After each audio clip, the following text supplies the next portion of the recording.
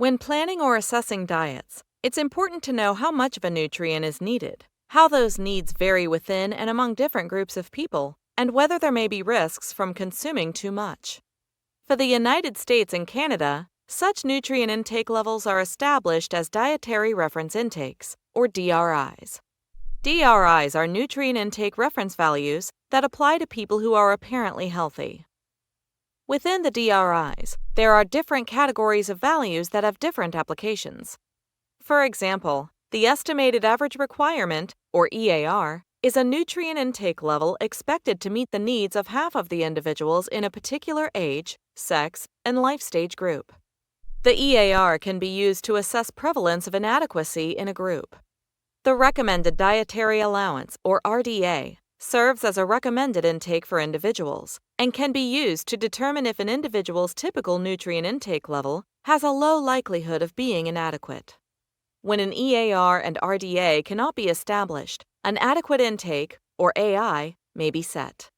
Although it is unknown exactly how the AI relates to requirements, it can serve as a goal for an individual's nutrient intake.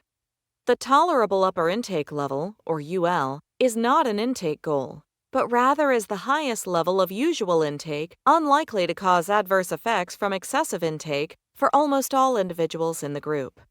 Those with nutrient intakes above the UL are at potential risk for adverse effects.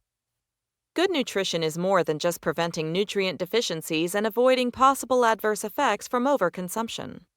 Certain levels of nutrient intake may also reduce the risk of chronic disease in an apparently healthy population.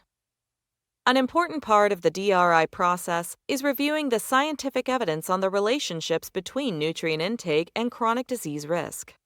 Using this type of scientific evidence to establish DRI values, however, is not an easy task.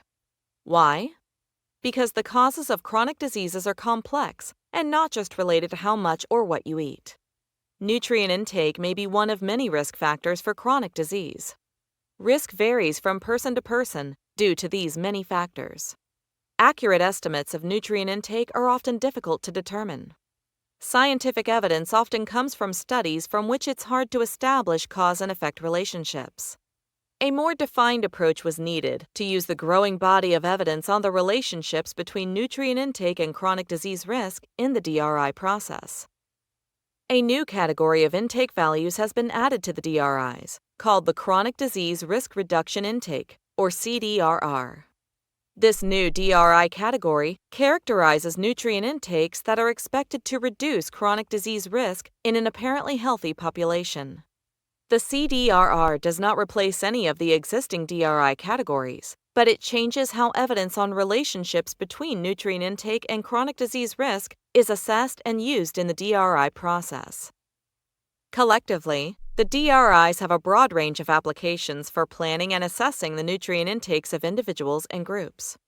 The DRIs provide information about how much of a nutrient is needed, how those needs vary within and among different groups of people, whether there may be risks from consuming too much, and whether certain nutrient intake levels are expected to reduce the risk of chronic disease.